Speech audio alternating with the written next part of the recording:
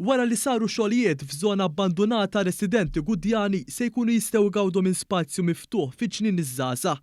Il-ġnien ingħata ħajja ġdida b'xogħlijiet ta' riġenerazzjoni li saru permezz ta' materjali sostenibbli. Barra minn hekk dan il-ġnien jassigura aċċessibilità għal viżitaturi kollha. Ta' min isemmi kif 3000 persuna fil-Gudja jgħixu fiġin dan l-ispazju miftuħ u li għalih jistgħu jaslu bil-mixi f'anqas minn 10 minuti.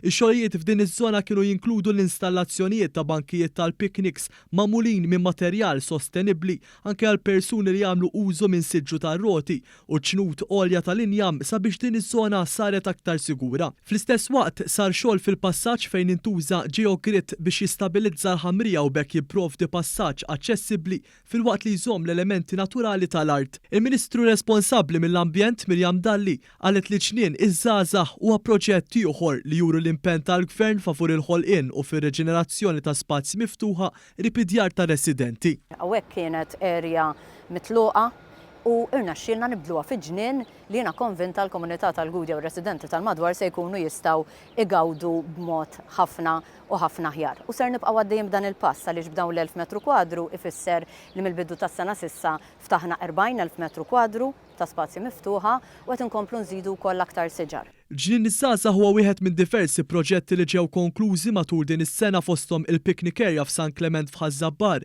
ir-riġenerazzjoni tad-Dog Park f'Taqali, l-ewwel Green Open Campus f'Millbrae Grove fil-Mosta u t-tlestija tal-ewwel fasi ta' ġnien San Filippo fil-Furjana. Preżenti għal ftuħ kien hemm ukoll il-kap eżekuttiv ta' Project Green Steve Ellul kif ukoll is-Sindku tal-Gudja Marja Sara Vella Gaffà u membri tal-Kunsill Lokali.